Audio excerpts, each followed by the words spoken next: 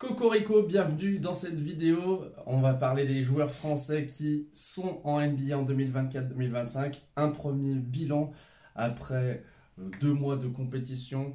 Et on va commencer par d'abord les plus jeunes et finir par la méga star qui est Victor Wembanyama. On aura du vétéran, on aura du joueur méritant et des joueurs très hauts classé en draft. Donc par exemple Zaccharie Rizaché qui a été pris en première position. C'est peut-être pas le rookie de l'année pour être très honnête, mais pour l'instant il affiche des stats en 20 matchs à 11 points de moyenne, 3,7 rebonds, 1,4 passes, 40% au shoot, 26% à 3 points, c'est un petit peu juste quand même, 70% au lancer. Donc Zaccharie, les points positifs c'est qu'il est quand même dans une équipe qui ne tanque pas, c'est-à-dire qui ne cherche pas à perdre le plus de matchs pour peut-être récupérer Cooper Flag ou d'autres stars prometteuses à la prochaine draft. Il est dans une équipe menée de main de maître par Trae Young, un All-Star qui, à mon avis, a les moyens de l'être de nouveau cette année, surtout s'il sort encore des matchs en 20 points, 22 passes, comme là tout récemment. Zaccharie, il est sur le poste d'ailier, on va dire un complément à des joueurs qui sont un petit peu plus matures, avancés, même s'ils sont encore jeunes comme Jalen Johnson. DeAndre Hunter revient sur le banc et cartonne assez fort. Donc la difficulté pour lui, c'est de se faire une place, mais en même temps, je pense qu'il est plutôt dans de bonnes conditions. Il est titulaire et il est bien entouré, on va dire, par aussi Dyson Daniels qui l'aide, je pense, à montrer la voie sur la défense, parce que c'est quand même un joueur qui est intelligent, il commet des maladresses bien sûr, et puis il va être irrégulier au niveau de la réussite. Mais franchement, c'est plutôt un bon début pour lui. Après, bien sûr, il va falloir confirmer mois après mois et monter en puissance. Je vais vous parler ensuite du numéro 2 de cette dernière draft qui me permet de mettre un joli maillot de Washington. C'est Alex Sarr. Alors, Alex Sarr, c'était une énigme un petit peu quand même, un prospect capable de dribbler, contrer, shooter avec plus ou moins de réussite de loin. Eh bien, c'est un petit peu ce qu'il montre pour l'instant. Il est quand même à 11 points. Ensuite, 6,3 rebonds, 2,2 passes. Il fait plus de passes que Rizaché, mais c'est un joueur très habile balle en main. Ensuite, là, pour un 7-footer, donc un joueur de 2m13, il est seulement pour l'instant à 38% de réussite. Mais c'est aussi parce que, un peu à l'image d'un Victor Wembanyama, il n'hésite pas à dégainer à 3 points. Pour l'instant, 25%, c'est un peu faible. Il faudrait qu'il remonte vers les 35 pour que là, il devienne encore plus dissuasif. 65% lancé, c'est pas non plus exceptionnel. Et l'avantage pour lui, c'est qu'il est dans une franchise où on ne cherche pas non plus à le reléguer au bout du banc puis à lui donner quelques minutes. C'est une équipe qui perd énormément de matchs, Washington, qui va à mon avis continuer comme ça.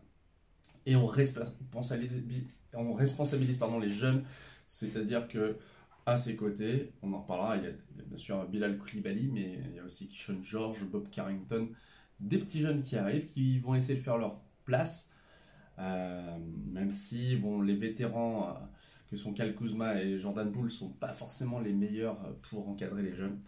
Alex Sarr, il a montré déjà quelques progrès et ses qualités, il les travaille. Enfin, je pense que c'est une année un peu de stage pour lui d'une certaine façon, où on découvre le métier de basketteur pro en NBA.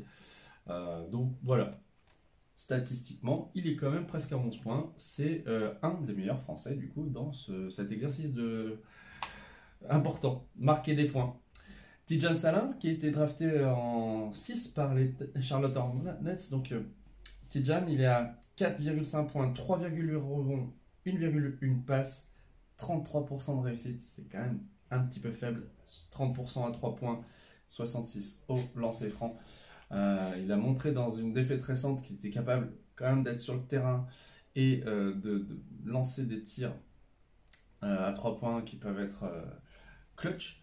même si là, Miami avait battu pour le coup les Hornets, mais il est dans une équipe avec un contexte un peu particulier. Déjà, il y a eu un numéro 2 de draft l'an dernier, Brandon Miller, qui commence à s'affirmer, qui shoot beaucoup, LaMelo Ball qui shoot énormément et qui marque aussi beaucoup. Donc il faut se faire sa place.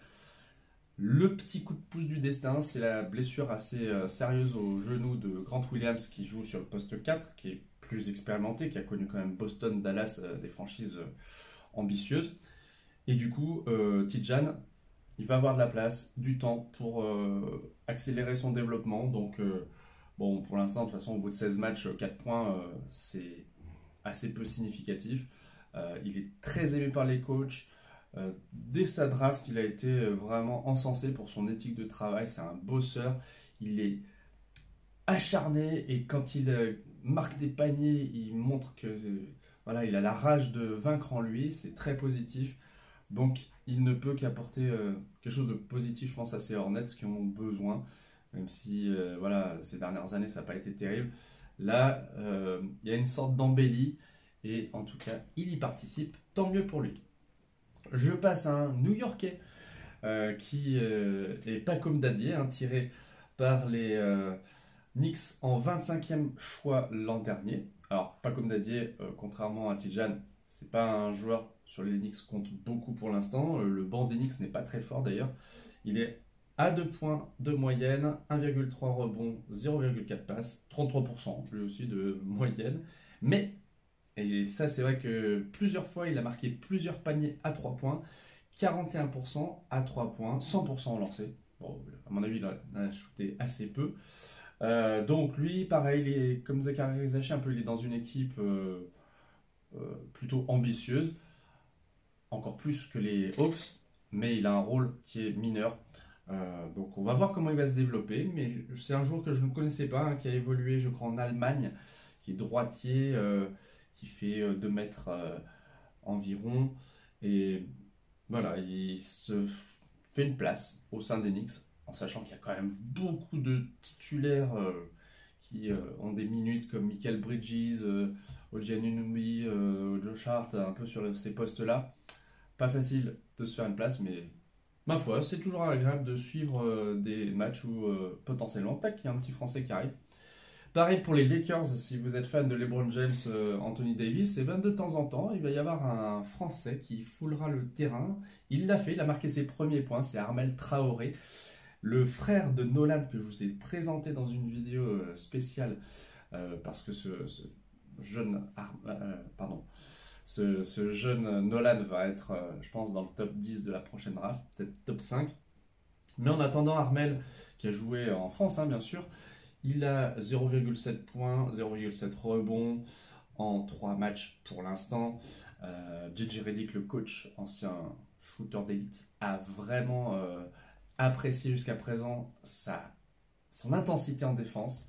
Et c'est prometteur de savoir que des Lakers et des joueurs comme ça l'adoubent.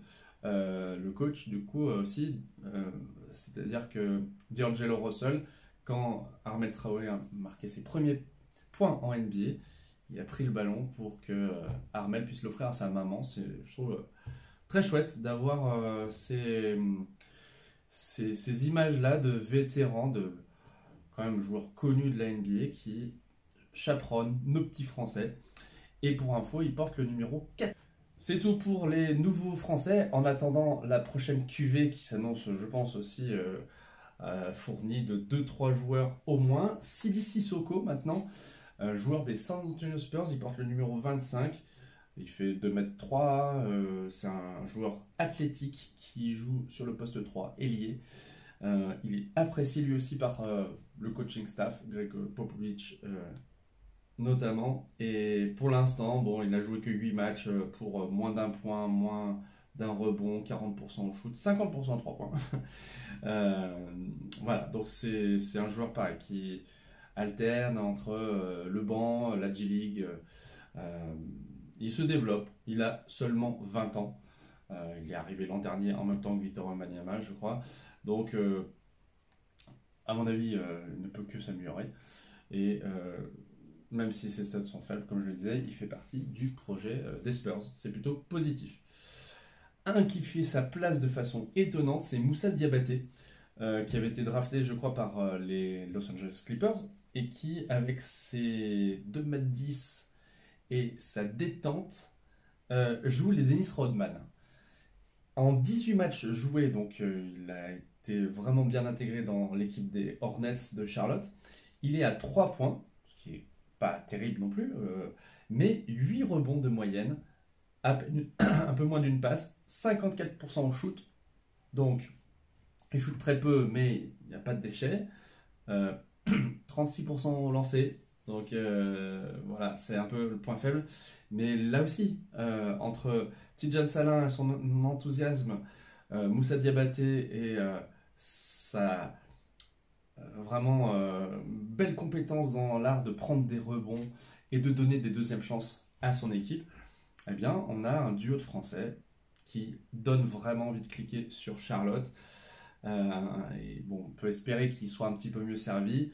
C'est pas si facile, comme je le disais, avec les deux joueurs arrière qui prennent beaucoup de place dans le jeu, qui tentent des kyrielles de panier à 3 points. Bon, comme ça, Moussa, il a quoi s'amuser en attaque. Il prend pas mal de rebonds offensifs. C'est cool. Il faut qu'il continue comme ça parce que il faisait partie de ces joueurs au statut incertain et finalement, il se retrouve à se faire vraiment une place. Il va avoir, à mon avis, un contrat en NBA. Voilà, les millions arrivent sous peu pour Moussa. Ensuite, je voudrais vous parler d'un deuxième année qui est Ryan Rupert, que j'ai eu l'occasion de croiser au JO cet été. Il mesure 2 mètres et il joue aux Portland Trail Blazers dans une équipe un peu en reconstruction qui n'a pas énormément d'ambition et dont l'effectif peut changer. Il est remplaçant. Il a pour l'instant 4 points de moyenne à peine, 1,7 rebonds, 0,2 passes. Donc c'est pas un créateur, clairement. Il est à 42% de réussite globale et 32% au shoot, 70% au lancer pour l'instant en 17 matchs joués. Donc là aussi, on a un gros bosseur qui peut se faire une place en NBA. Mais il va falloir s'acharner un petit peu, peut-être avoir des occasions. C'est potentiellement, je pense, un joueur qui peut aussi un jour finir dans un trade. On verra. En tout cas, il a porté d'abord le numéro 72, là il porte le numéro 21 chez les Blazers, une équipe jeune, voilà, avec Scoot Anderson notamment à la baguette, l'ancien numéro 3 de l'année dernière à la draft. Ryan Rupert, il va, j'espère, décoller parce que pour l'instant, ses stats par rapport aux stats en carrière sont à peu près identiques. Si, il est plus adroit quand même. En carrière, il est à 35% contre 42% cette année. Et donc, c'est quand même aussi un peu le signe que son travail commence à payer. Revenons à Washington avec un joueur qui en est également à sa deuxième année et qui a vraiment été très étonnant, voire en explosion totale en début de saison. Là, ça se calme un petit peu. C'est Bilal Coulibaly, le français, ancien coéquipier de Victor Wembanyama aux Mets de Levallois, avec à Washington pour l'instant des stats de 13 points par match contre 9 l'an dernier. 5,6 rebonds, 2,8 passes, 49% de réussite au shoot globalement, 32% à 3 points. Ça, c'est un petit peu dommage parce que franchement, ça montre qu'il arrive à trouver de plus en plus de paniers faciles, ou en tout cas à se créer des situations favorables proches du cercle. En revanche, de loin, c'est encore un petit peu fragile, mais 32%, à l'ère où la NBA est comme ça très, on va dire, axé plus sur le volume de shoot à 3 points que vraiment la réussite, c'est perfectible. 75% au lancer. Il fait une saison, comme je le disais, globalement très bonne, avec des deux côtés du terrain une présence et une efficacité qui est marquée par de la polyvalence. Un joueur, moi, qui me fait penser à un Scottie Pippen. Alors, il en est encore très loin, hein. On s'enflamme pas, mais ce côté joueur qui n'a peur de rien, est prêt avec ses longs segments à arrêter son attaquant pardon, en tant que défenseur.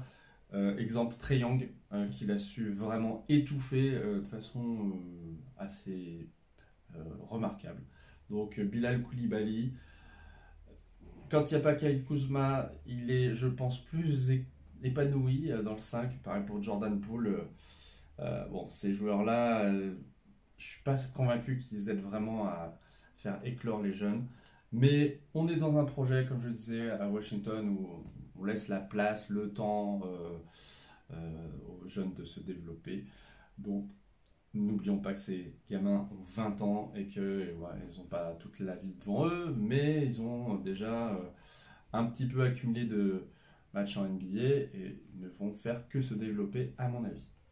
Je passe à un joueur un petit peu plus âgé, c'est Guerschon Yabusele, qui a lui une grosse expérience Euroleague. Il avait fait un petit passage à Boston lors de sa draft, mais ça n'avait pas conclu à une vraie carrière NBA. Et là, il a parié un petit peu sur les mêmes. C'est un joueur qui est méritant là aussi. Il a 10 points de moyenne, 5,4 rebonds, presque 2 passes, 48% de réussite au shoot globalement et 43% et demi à 3 points, ce qui est vraiment excellent. Un petit 60% lancé. Attention Guerschon à ne pas laisser passer des petites occasions de scorer plus. Philadelphie, c'est la galère totale cette année. C'est un cauchemar entre les blessures, l'ambiance qui a l'air vraiment pas très agréable. Guerschon, qui était remplaçant, là, il prend des galons de titulaire. Il y a des matchs où il va vraiment bien performer, d'autres où il sera plus discret, mais c'est normal, c'est un retour aussi à une compétition et à un rythme très intense, la NBA. Donc, il fait de son mieux, il a 28 ans, bientôt 29, et on espère que ça va continuer quand même pour lui et que le climat basketballistique à Philadelphie va s'améliorer.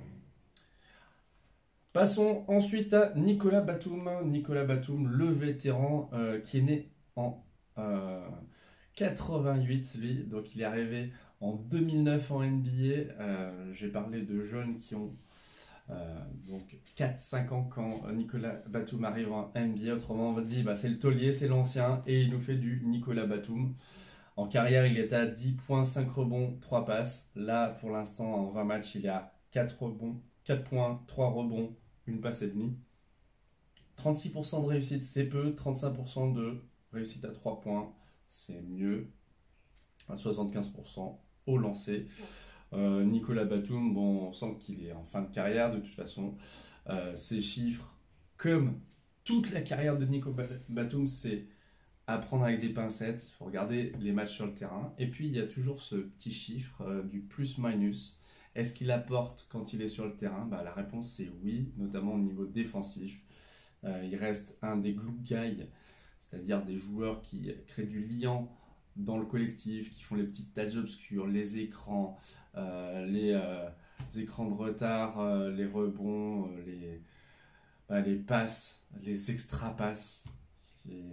Et puis voilà, quand il a le ballon en catch and shoot à 3 points, il a vraiment développé ce tir immédiat qui est bluffant à voir. Moi, pour l'avoir vu cet été 4 fois en préparation des JO et puis à Lille ensuite lors de la compétition olympique.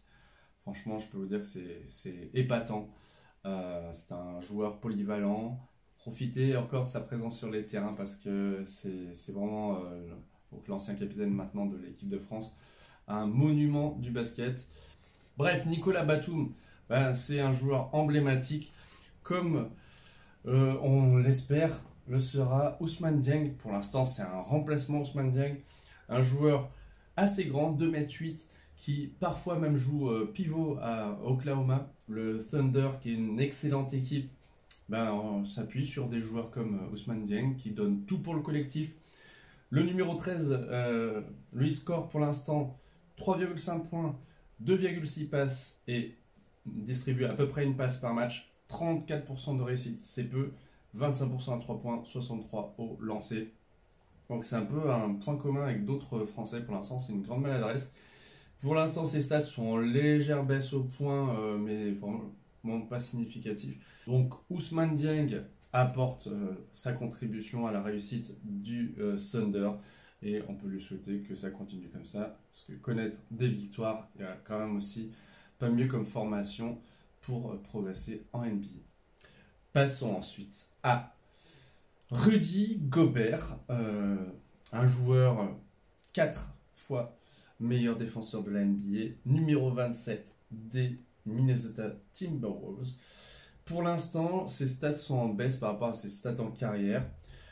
Pas trop au rebond, 11 rebonds, mais au scoring 10 points et demi, 2 passes. C'est un petit peu mieux que sa moyenne en carrière. Toujours très efficace, Rudy. C'est pas quelqu'un qui va croquer, c'est-à-dire shooter à tir larigot. 65% au shoot. Aucun tir pris à 3 points. Donc en carrière, on est toujours à 0%. Ce qui me fait rire parce que, en fait, un joueur comme Zach Edey, un grand de 2,20 m, plus de 2,23 m même, qui, dès ses premiers matchs, a marqué des tirs à 3 points, et ben voilà, Rudy ne s'est toujours pas mis. Je pense que c'est peut-être dans la dernière saison de sa carrière, il s'y mettra pour s'amuser.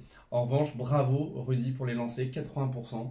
Donc ça veut dire quoi? Ça veut dire que il a une place au sein de Minnesota qui est plutôt en crise en ce moment d'ailleurs, l'équipe, euh, qui est un peu restreinte. Il y a eu le changement, Karl Anthony Towns est parti en échange de, de Julius Randle, et il y a perdu un petit peu, je pense, au change, Rudy dans sa place. Et il se retrouve peut-être de nouveau dans un collectif où la défense n'est pas le point fort, alors que c'était le cas l'an dernier. Et lui, dans ce contexte-là, quand il est un peu le seul à défendre vraiment dur, en sachant que lui, c'est sa priorité, eh ben, il se retrouve à essayer d'aller au rebond, de se battre contre Boston. Je crois qu'il en a pris 9 rebonds offensifs en assez peu de temps. Mais ça ne suffit pas. Voilà, et moi je suis frustré, comme lui parfois peut l'être, je pense, de voir attendre le ballon, que le ballon ne circule pas par lui. C'est pas quelqu'un qui perd beaucoup de ballons, je pense, alors, quand il a la balle, mais son faible bagage technique, euh, en termes offensifs, en shoot un petit peu plus loin que le fond du panier, c'est un pivot à l'ancienne. Tout ça, ça fait que son utilisation et, on va dire, ses stats sont un peu en déclin. C'est pas la dégringolade, mais c'est un petit peu inquiétant quand même. C'est un joueur très bien payé qui a eu de nouveau un nouveau contrat, pas non plus au max, mais qui était quand même valorisé par ses dirigeants. Euh, on espère quand même qu'il va se redresser un petit peu offensivement pour que ce soit une saison tout simplement mieux réussie. Et on finit non pas par le plus ancien, mais de loin le plus médiatique, le plus hypant, le plus extraordinaire, Victor Wembanyama, numéro 1 des San Antonio Spurs. Wemby qui tournait l'an dernier à 22 points, a augmenté d'un point et demi sa moyenne, il est à 23,4 points, 10 rebonds, 3,1 passes, c'est un tout petit peu moins que l'an dernier. 47% au tir, c'est 1% de plus. 33% au tir à 3 points, presque 34%, c'est 1% de plus aussi. Et 80% l'an dernier au lancer franc, 86% cette année, ce qui est quand même exceptionnel. Est-ce que dans l'histoire de la NBA, on a eu des joueurs de 2,24 m capables de tirer à 85% au lancer? Je ne sais pas, mais ça c'est très bon signe. Et si on est adroit au lancer, souvent c'est qu'on a une belle mécanique de tir. Lui en plus, il est capable de faire des gestes techniques, dribble entre les jambes, dans le dos, changement de direction, step back et de dégainer à 3 points. Donc c'est vraiment un joueur capable de jouer partout. Euh, il est pivot et ailier fort, mais il adore jouer à l'extérieur. Il prend la moitié de ses tirs à l'extérieur. C'est vraiment quelque chose d'exceptionnel. Alors, on peut aimer ou pas. On peut trouver ça inefficace ou pas. Moi, je dois faire mon mea culpa, puisque la dernière fois, j'ai parlé de Victor Wembanyama sur cette chaîne, en faisant un focus sur les Spurs. J'avais intitulé la vidéo Trop maladroit. Non. Maintenant, il est en train de trouver ses marques. Il a fait des cartons, allant jusqu'à 50 points d'ailleurs. Donc là, c'est un joueur qui est, à mon avis, dans les temps de passage qu'on imaginait finalement pour une future superstar. Victor Wembanyama, je pense que raisonnablement, il peut espérer être All-Star. Il n'y a pas de souci, à mon avis, là-dessus, il va l'être parce que son équipe réussit mieux que l'an dernier et nettement mieux. On peut aussi espérer qu'il soit défenseur de l'année, cette fois-ci non pas deuxième derrière Rudy Gobert. La saison des Wolves étant très mal partie, je pense que ça lui donne un boulevard. Et puis, on peut aussi espérer qu'en fin de saison, il soit All-NBA, c'est-à-dire dans les 3 meilleurs 5 virtuels de la ligue. Vraiment, il a les cartes en main, il a la place numéro 10 au moment où je vous parle dans le classement virtuel du MVP. Donc vraiment, il est en train de s'installer avec fracas dans cette NBA qu'il a accueilli l'an dernier avec beaucoup de hype aussi, hein. Il a été à la hauteur des espérances placées en lui. Il continue de progresser et franchement, c'est un honneur de suivre ses aventures. Vous pouvez me dire en commentaire quel Français vous préférez dans cette NBA. On ne parle pas de Joel Embiid qui a un passeport mais qui a joué pour les États-Unis. Et puis voilà. Ça ne lui réussit pas trop finalement d'avoir été médaille d'or. En tout cas, on vous remercie d'être là. À bientôt sur le Seigneur des Arceaux. Salut!